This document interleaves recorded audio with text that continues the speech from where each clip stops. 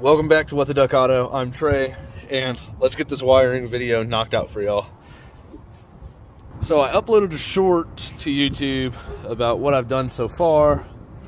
So let's get this going. I did use another YouTube video as reference, and I double checked our wiring diagram for our Mk6s, and everything from the A3 that he uploaded is true. I will link the video to his YouTube channel, and the picture from his YouTube channel. I'll put it in here so you can basically see. So what we have, if you can look, let me get a light. It's kind of, so right there, those colorful wires right there, that is our clutch master cylinder slash clutch position sensor switch.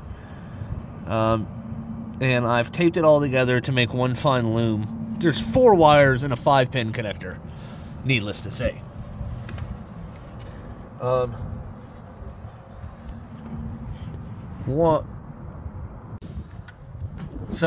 on our connector, it is labeled each pin what they are. So pin 1 is going to be our ground, which we have ran here. Pin 2 is this wire that's going to ECM, and that is going to be pin 43 in the T94 connector, which is this big one. Pin 3 is unused. Pin 4 goes to 2 places, really. It goes to the, I think it's a J519 junction box pigtail inside the vehicle. Or to make your life easier, you can do 2 things. You can ground it out like I did, and this is for shift interlock, or excuse me, for the clutch pedal interlock. So if you ground it like I did, you won't have to press the clutch pedal to start the vehicle. You can just start it at any time. If that proves to be an issue, instead of running it in the vehicle, you can come down to your DSG connector. And there is a violet and black wire. It's the only violet wire in the connector. See if you can see it. See it right there? It's violet and black. You can cut the wire off the back of this pigtail and splice directly into it, and that goes inside the vehicle to where it needs to go, or you can run it through. I'm not going to show either of those because I have them both in this heat shrink ring terminal loomed up. I grounded it out because I don't care that I have to press the clutch or not. But if you want to have that, your easiest option is just going to be to run the wire down here, over here, cut that violet and black wire, and wire it up. And pin 5 is this wire. I made it a little long, but that's alright. And it comes from this T. That ground cable's in the way. It T's right here, or Y's, excuse me, comes around, and it goes to pin 4 of your brake light switch. See, there's 2 and 4. It is the white and red wire. And I basically just went to Walmart. Let me get this back on there. Maybe I can. I went to Walmart and I got me some inline fuses kits. So I bought the fuses and I bought the inline kits. $7 for this, $7 for the fuses, and I hooked a fuse in line. And this is just going to be a video on how to do the clutch switch. I will be doing a separate video for the reverse light switch, which is just 2 wires, a power, and then one that actually has to go inside to the J519 box as well. So for the meat and potatoes of the video, we have our ECM out. You can watch, there's plenty of videos on how to get this cowl out, how to change your ECM. It's really simple. 2 13s here and here.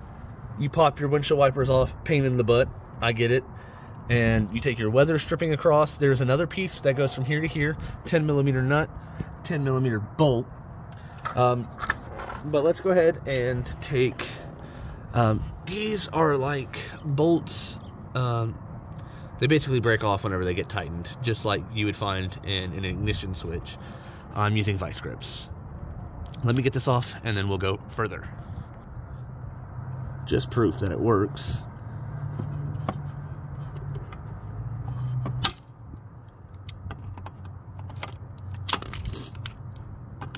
Get another good bite on it.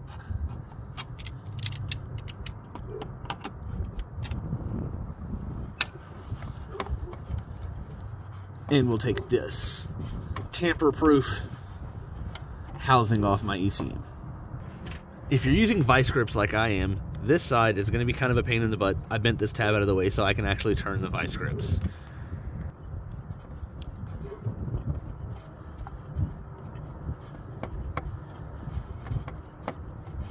Make sure you have a quality pair of vice grips. These are the American made. I believe they're made in, if I'm reading that right, it says Do It USA? Could be wrong. Boom. And these go in the trash. And this does seem to have a retaining clip style mechanism. There's where it catches. Just get you a screwdriver and press it. This is also going in the trash.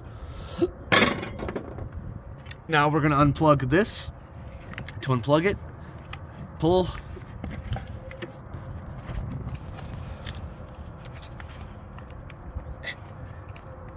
You might have to pry here to give it a little bit of motivation.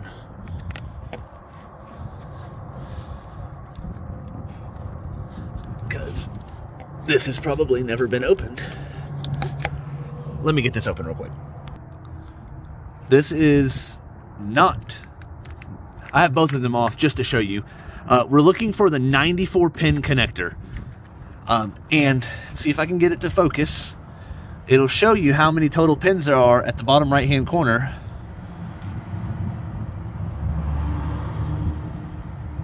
See how it says 60? That's not the one we want. This one over here, let's flip it. 94. So now what we're going to do is we're going to look for pin 43. And so it's a counting game. So we know that this is pin 29. And so then we'll go 30, 31, 32, 33, 34, 35, 36, 37, 38, 39, 40, 41, 42, 43. And there's not a pin in there. And that's where we're going to put this pin. This is also where you're going to need either a donor harness like I got. This is out of a Mk6 Golf. Which this is also, it's the same T94, see it'll plug right on. But you really just need to depin it and get one wire out of it, which I've done. And depinning it has proven to be a pain in the butt on its own because it requires a very, very tiny tool, as you can see. What I took is a coworker of mine gave me a back probing kit, and I filed it down. See, this camera doesn't even pick up how small it is. You have to file it down and make sure it's flat. It's flat on both sides. And then what you're going to do to get it out is you're going to stick your probe tool where there's a wire. Let me get one and a wire. 1 second.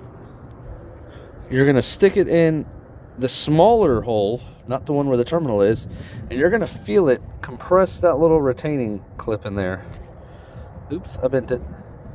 And that will allow you to be able to pull your wire out. I've already done that though. I just wanted to show y'all me depinning that.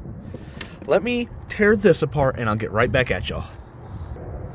Something I just realized, the inside of the ECM is also connected. This will also help you realize. So this over here is kind of weird how it goes 1, 2, 3, 4, 5, 6. And then that's 7 through 28.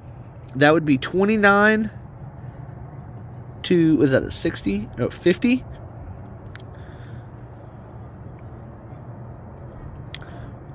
50, and then that's going to be 51 to 72, and that's going to be 73 to 94. So that's going to help you also identify which pin to make sure you're putting it in terminal 43. Another thing we can do is we can double verify that our pin that we've depinned is the right size pin, because there is a couple of different sizes in there. So you're going to want to make sure that you're utilizing the correct size pin by pushing down, and that is the right size pin. First step in getting the slide to undo is these little tabs right here. You have to pry them up while you're pulling it out, and that will allow this whole thing to come out like that. Fart. Next thing, you're going to want to get these 2 purple tabs. They just pry off like that. There's one on each side. You're going to pull those out. Another thing to take note, the smaller one of the 2, because the other one is long, the smaller one of the 2 goes on the side with the big terminals, the 1 through 6. And then to get the top part off is a tab right here that needs to be pushed in, and this will slide off. And there's our wires. Here is the dummy connectors that are going to have to be removed to add the new circuit. So I'm finding the easiest way to do this is I have the ECM and my connector set up how they would go together. I know it looks opposite, but that's how it would plug in. So if you look right here, I've got 7, and over here I've got 28. And then here I've got 7, and over here I've got 28. Well, we know 50 is above 28, and we know 28 is over here, so the top one's 50, so then we're going to count 7 over, and that's where our circuit needs to go.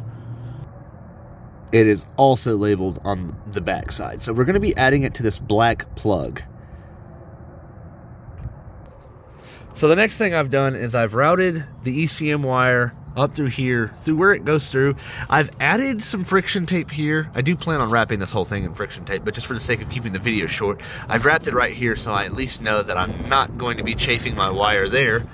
And we are going to have to cut into the friction tape part of this loom to open these wires up to give us enough room to find out where we need to go. Your best bet's to use a seam ripper, or if you're really careful, I used my pocket knife.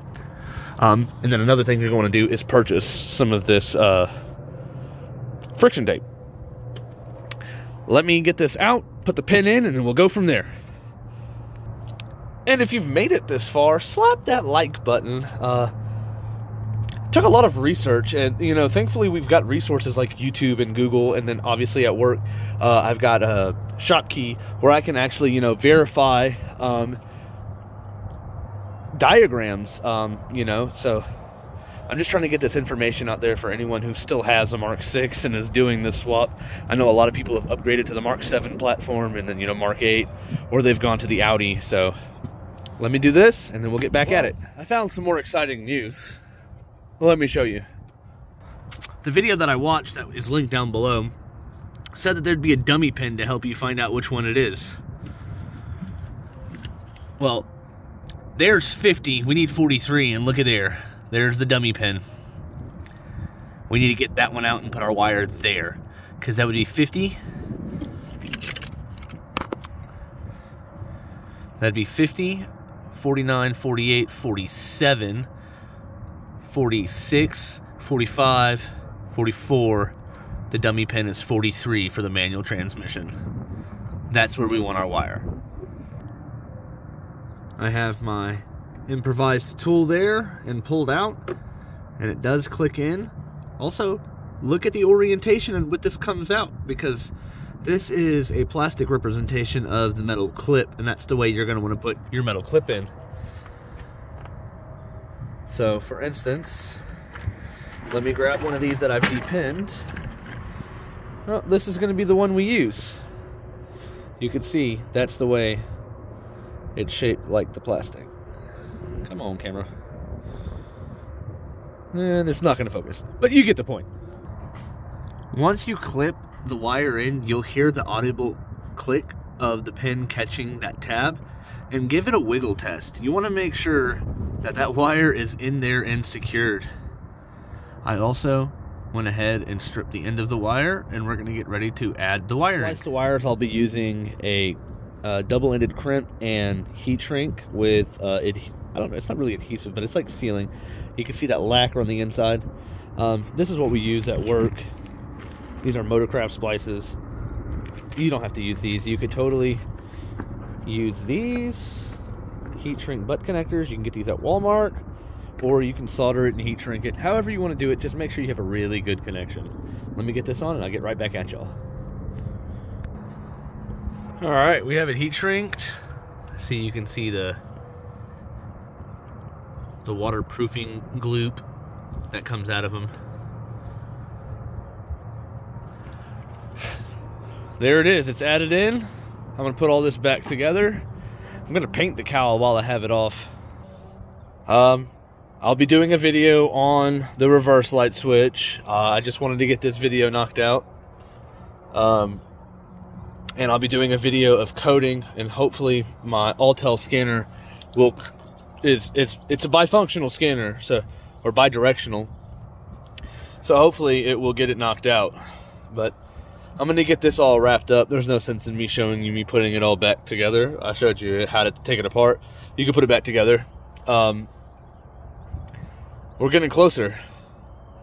We're getting real close. If you've enjoyed this video, hit that like, hit that subscribe.